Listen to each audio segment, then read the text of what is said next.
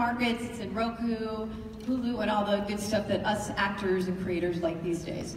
So there you go. But before I bring Todd Tucker, our creator and director, back up here, I wanted to tell you guys that we're going to do something fun tonight. We're actually live on Facebook, and we're going to do a Q&A live on Facebook. And there's been hundreds of entries that Todd has had to kind of sift through, and the whole group has had to sift through. And we have 5 questions that Todd did choose from out of those hundreds of questions that we got. So we will first start with the questions for the All-Star cast. We'll go through those, and then we will spend some time with you guys because I know you're going to want to ask the All-Star cast some questions too. So let me, with no further ado, bring up Todd Tucker, the creator, director of the Terror of Hallows Eve, Illusion Industries. He's done so many amazing movies, special effects, and this is by far one of his own and his best. Again, let's give it up for Todd Tucker. Let's bring him up here. Thank you. How are you? Check it out. So cool. Amazing, amazing. All right, so I'm going to pass this off to you, and you are going to introduce the All-Star cast. Oh my God, okay.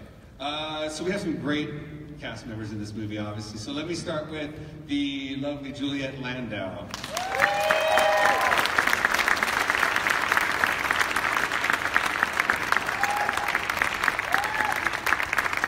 And then we also have, ladies and gentlemen, Mr. Christian Kane.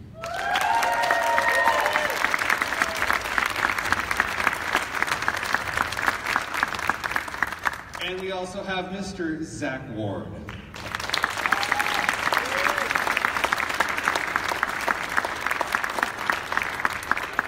And the lead in the film, Mr. Caleb Thomas.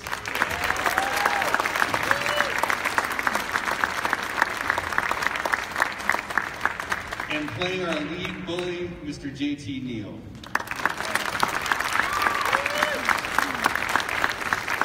And also playing our nurse, Jade Warner. The whole cast of us. And also the producer of the film, Mr. Ron Halvis. All right. Everybody, let's give them a big round of applause once again. Excellent, excellent. Oh, you have 2 mics now, do you? 2 mics, yeah. All right, well, very good. We're all set. Okay, so hold this for 1 second, because you have the first question coming. Oh, okay, so this is from our live Facebook feed. Okay, these are out of hundreds of Facebook friends that you have. Yes. This is the 5 that you chose. Okay. And you have the first one. Okay. And I put my hand, so let's see if we can do this. It's okay, it's okay. All right, so this is for you, Mr. Todd Tucker.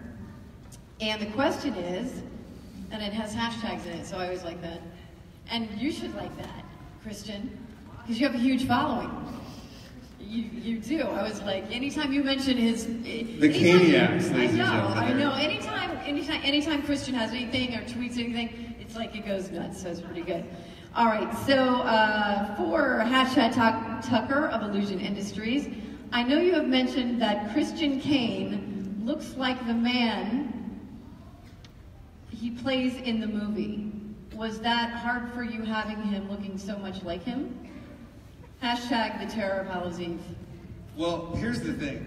Actually, Juliet hooked me up with Christian, and I was so totally excited to have Christian on board. And it was so weird because Christian, the father in the movie was actually my stepdad, and he was from Georgia, and he had a southern thing going on. And when I met Christian, he actually looked very similar to my dad, and he was from the South, and I was like, man, you are so close that it's a little weird. But, and I was so happy to have him on board, so it was really cool to have him. And when we were shooting it, I have to say, there was a lot of moments where it was so real and so close to what I remember, and I tried to make it that way, that when we were doing the scenes with Christian and dropping the cocaine and all that stuff, and I just remember that as a kid, and that scene was a really hard scene, and with the abuse and everything, I remember after we shot that scene, the whole crew took a deep breath. It was like, it was a real tense moment on set, so it was very, very cool, and yeah, I was really happy to have Christian on. Yeah, nice, very nice.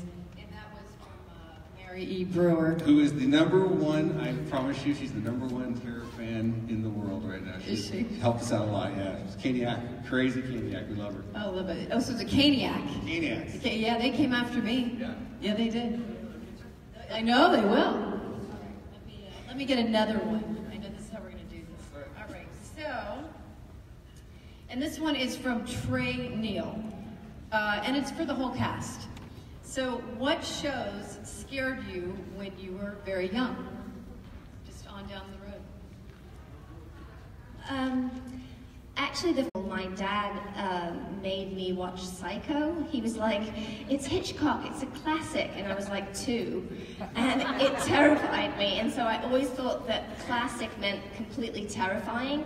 So it wasn't until I was like 19 that I actually saw an Audrey Hepburn movie, because whenever I heard the word classic, I'd always run out of the room. I've actually got 2 of them. The first one is I moved around a lot when I was young, and at one point me and my dad were in Texas, and at a very young age we made the mistake of going and seeing, at a very young age, An American Werewolf in London. And man, as a little kid, we had to walk out halfway through the movie because I was absolutely terrified. And then about a year after that, we went to my grandpa's house, and we were sleeping on the couch that pulls out, and we were watching some really happy movie. It was a fun gig. It was me and my dad in the bed, and the TV was on, and my dad ended up falling asleep. And it was such a fun movie to be a part of, to watch, and hanging out with the old man. He fell asleep, and right after that, Helter Skelter came on.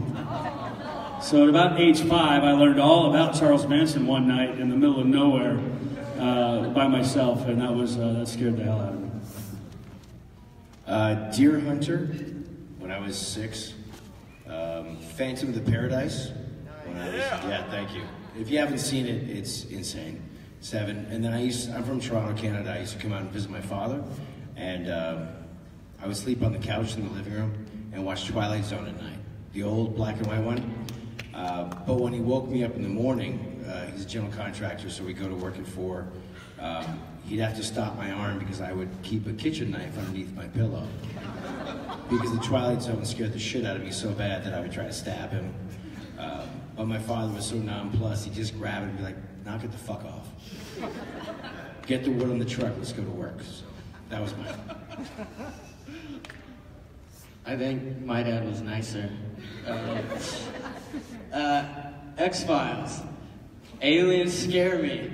I don't want to ever encounter one, so that one, I grew up without TV, so anytime I got to go to my friends and watch that, I got pretty scared. I didn't really watch a lot of horror until after shooting this movie and like during shooting this movie. I wasn't really a big horror fan, kind of a chicken, but I think the earliest that I can remember being scared was the ROUSs in The Princess Bride.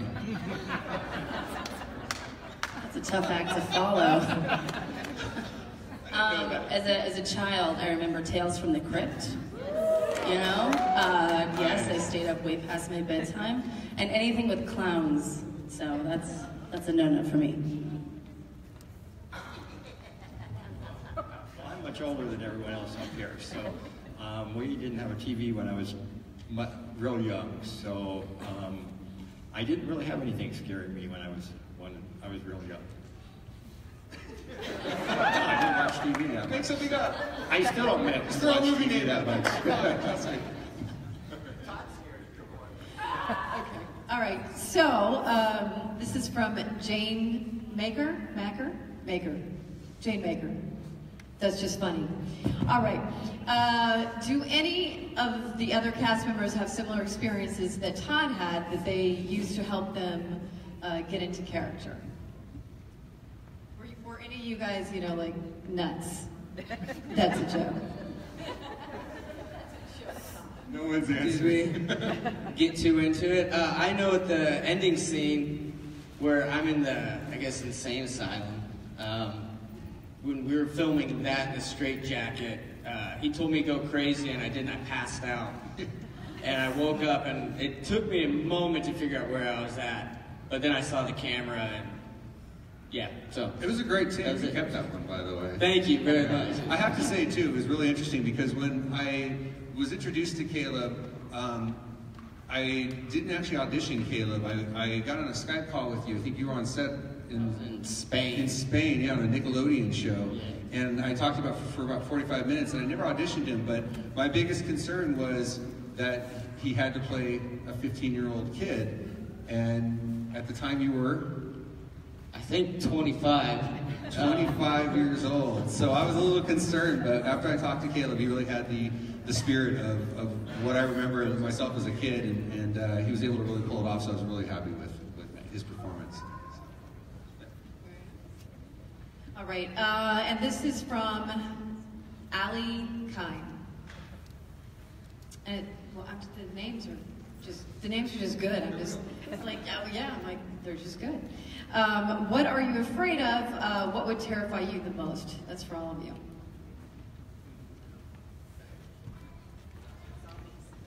Come on, JT, tell us. Yeah. Yeah. Did you say the rats?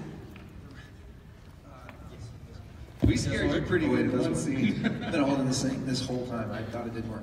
The thing that scares me the most is needles. So that's all I got for you. Okay. I will say one thing about JT also. When JT auditioned, he was so close. Him and the other two guys that played the bullies, they look exactly like the bullies. As soon as this movie comes out, I guarantee I'm getting emails. But I have to say, he auditioned. I was like, God, I have to have that guy. He looks like the character, and he just seems like a real asshole. And I have to tell you, JT is the sweetest guy. As bipolar a character, I don't know how you pulled that off. He doesn't like scary stuff. He's like the sweetest guy. And here I am. And at one point in time, in the scene where Juliet was coming out with the mask out of the shadows, I remember coming up to you, and I was like, "Are you okay, man?" And you're like, "I'm all right." I barely cried. Like, I barely. You're the bully, dude. No, he was great. He was great. Okay, all right. So next question, and this is from Julie Mayfield. I don't think I asked this. What monster were you most afraid of as a child, and how did you remember fear influence your performance? I was petrified of Freddy Krueger. I just was, because he could get you anywhere. I've had the experience personally, and I think Juliet has as well. I've done a lot of conventions with Robert Englund, and he's the best man in the world. And when I first sat down with him, I was like, I can't sit here with Freddy Krueger. And you get a couple glasses of wine in him. He knows more about Broadway plays in New York. He's married, but he's very flamboyant when he talks about Broadway plays. And it's so funny because we did a movie together as well. We were 2 months in the Poconos. And actually, I will tell this story if you don't mind, because it's really funny. We would go out at night, the other 3 actors, and it was cold, it was snowing in the Poconos, and it would be 3 of the biggest movie monsters in the history of movies, and me. And we would sit around, and one smoked a cigar, me and another guy drank some beer, Robert always had a glass of wine, and we would tell stories about all this stuff. And I would act like one of the guys, man, but I remember how cool it was at this moment in my life. And people would walk by, in the snow, they would walk by and kind of look over. And I don't know what must have gone through their head, because I'm sitting with Robert Englund, who's Freddy Krueger. I'm also with Robert Patrick, who's a T-1000. And I'm sitting with Lance Henriksen, who's Bishop in Aliens and Pumpkinhead. And I remember them they just talked and everything was real. But for me, that was a defining moment in my life. I was with 2 of the biggest movie monsters ever, 3 of the biggest movie monsters ever. And they were counting me as one of their boys. But it's just funny because I've always been scared of Freddy Krueger until you meet Robert Englund. And he's like, oh, I saw Patty play her in Sophia. And it was just brilliant. And it's spilling wine everywhere, And it was just great. And you should have seen it. And it was an off-Broadway play. And I'm just going, man, this is Freddy Krueger. I love the guy to death. We're really good friends now. But that's my story.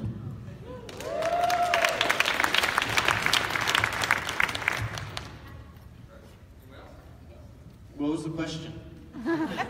Sorry, I was long-winded on that. No, that was good. What's your favorite movie monster? There was one person, I'm just going to do something real quick. There was one person out here that was kind of on my case and wanted to... Who's my favorite? On Friday the 13th?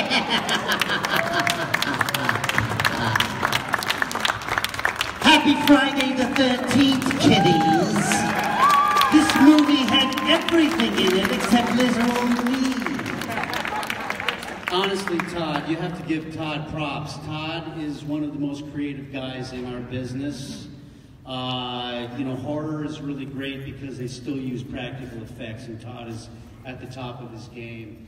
And I'm gonna get a chance to do a movie with him this summer. That's all I can tell you about it, or I'd have to kill you. Ladies and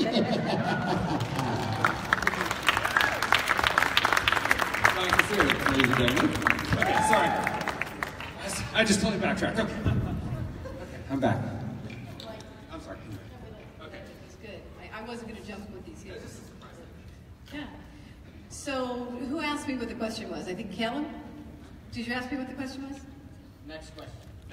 Oh, that's not what you said. Like, that's not what you said. There actually isn't a next question. Yeah. Are there any questions from the audience? Don't be afraid. Come on. Oh, okay. I see one. You know what? I'll go down here. I don't care. All right. Question. Oh, where did you go? Oh, you go.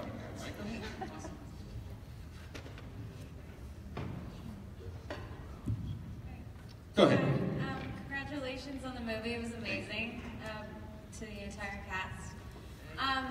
Two questions. Was Doug Jones the tree man, like in the forest? Okay. And were you involved with the special effects makeup as well, or were you just director in this movie? You did everything. So I have a company called Illusion Industries, and we do special effects makeups for films and television. And our company did all the special effects makeup. The creatures were actually designed by Martin Astles, who's one of our key designers.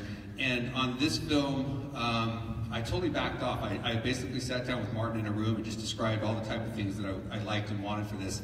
And he designed it all, and our company did all the effects for it. It was kind of hard. I just backed off and directed, but I'm really hands-on, so I wanted to get in the mix, but I found that it's better for me to just direct when I'm directing. Also, I don't know if you guys noticed this or not, but as soon as the trickster shows up, the music that you hear behind the trickster is actually John Carpenter from his Lost Themes CDs. If you haven't seen the tour, he's touring around, it's awesome, so if you get a chance to see it. But it was really a pleasure also to get John and Doug and everyone here into the mix, and it just, I think, made it such a better film too. How did you accomplish that? I mean, that was a feat. We worked with Sandy Carpenter on some projects, and I called her and I said, I know John doesn't let anyone use his music, but would you mind asking him if I could, license one of his songs from his new CD? And she goes, yeah, I'll give it a shot.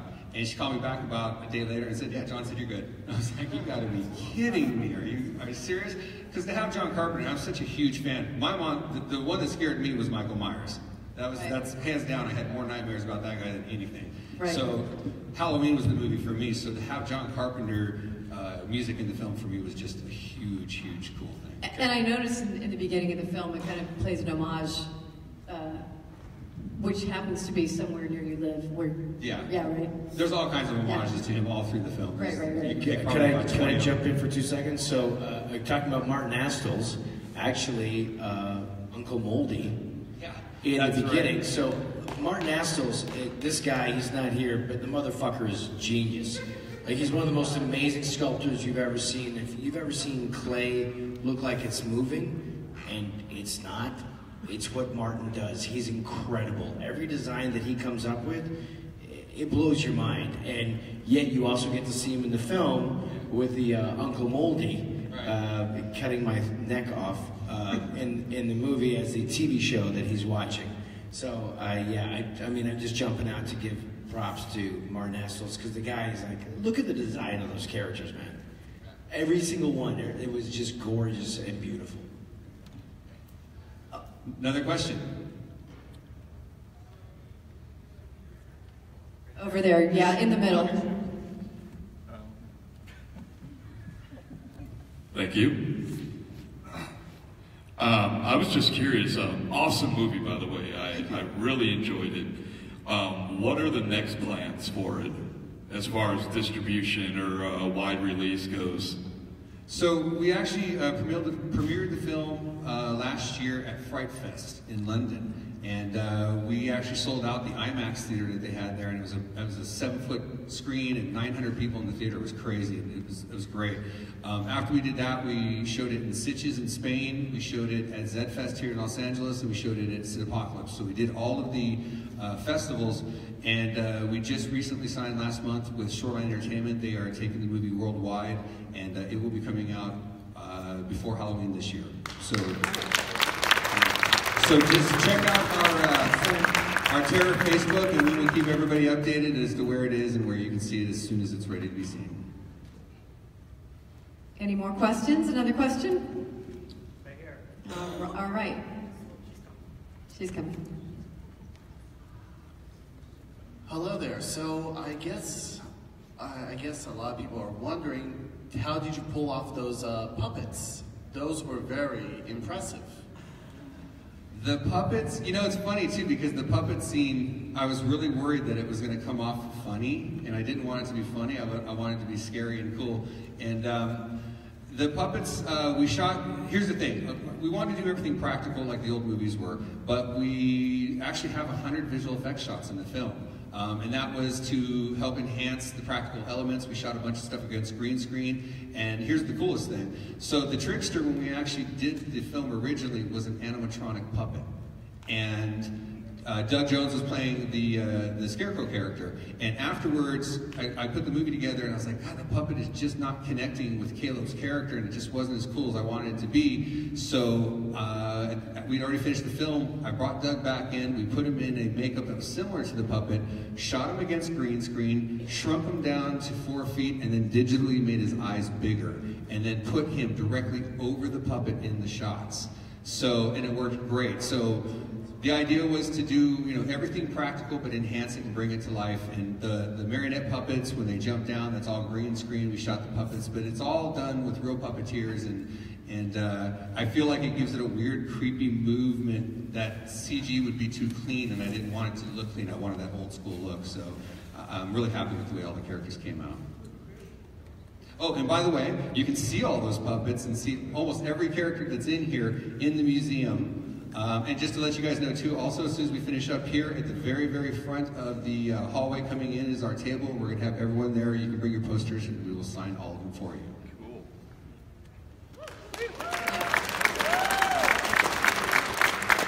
And tomorrow you're going to be doing in the mudroom, you'll be doing Juliet's, it's a Banshee character. I'm going to do a makeup demo tomorrow between 1 and 2 of the Banshee character that lunges out at JT after she slits his throat. So she'll be walking around for photo ops after 2 o'clock, but we will be doing that tomorrow. Just wanted to mention that. Any other questions? No, wow. So I had a question. So, Zach, yes, hello. So you have 7 writing credits, or 6 or 7. Was this your first screenplay, or no? That was the question I had. No. And what do you plan on doing with that? That's what I wanted to know. What do you plan on doing with the writing? Making a lot of money. Great, perfect. I like that answer. A lot of money. do you like to share? Or? Actually, I think in the last 3 years I've written 8 films, and 5 of them 6 have been produced. This was the 3rd, 4th, we did this in 2015. Yeah. And I just wrote a series that got shot. We did 8 episodes. None of them are giant blockbusters as of yet, but you know, you keep on writing, you keep on getting better. And it was funny, I have investors out of Canada, and they're like, we're looking for this type of project. I say distribution company, looking for a sci-fi. I'm like, great, I got this thing, it's great, let me send it to you. I wrote it in 2012, and I opened it up and took a brief look, and I was like, oh, this is bad. This is really not good. I'll get it to you in a while. It's that moment where you look back and like, yeah, I should have edited more of what I'm doing, because this is garbage. So there's been a lot of writing going on. I just keep on writing and making projects, and I'm also directing and producing, so that's what I've been working on. Fantastic. And actually, I wanted to mention too, Julia, you have a really cool project. Why don't you let it know? Yeah. Well, my husband, Deborah Weeks, and I have a production company, and we just finished my directorial feature film debut called A Place Among the Dead. And we just screened it last week. We raised the financing, co-wrote, co-produced. I directed. I'm starring in the movie. We have an incredible cast, including a brilliant extended cameo with Gary Oldman. And it's a really personal, special film, and so I'm very excited about that, and that will be coming out this year.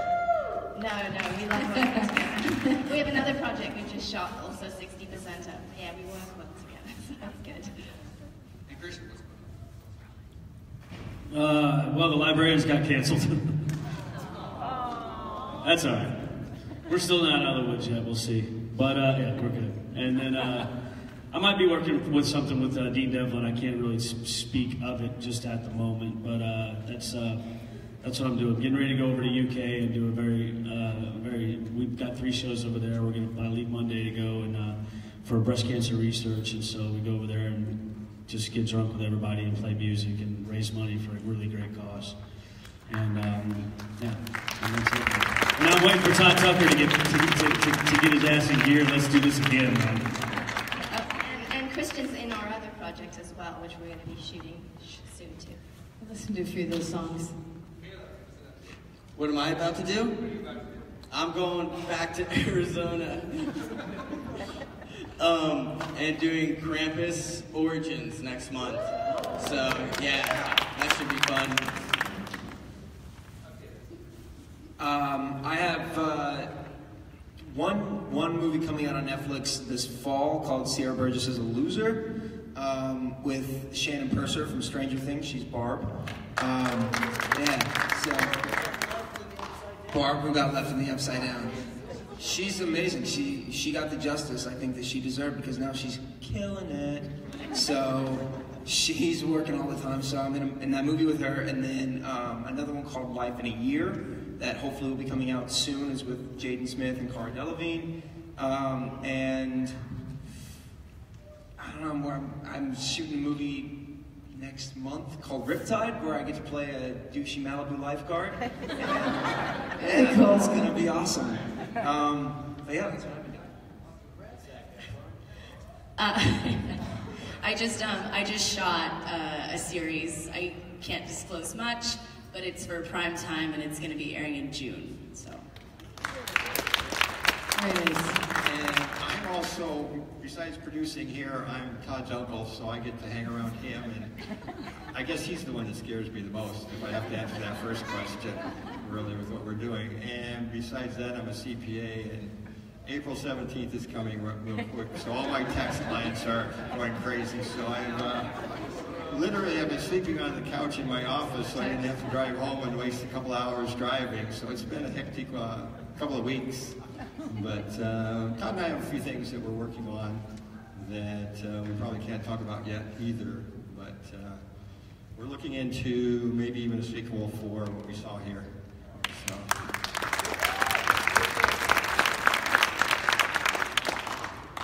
One thing I just want to say to you guys too is that, you know, I wasn't necessarily trying to make a PSA here about bullying, but I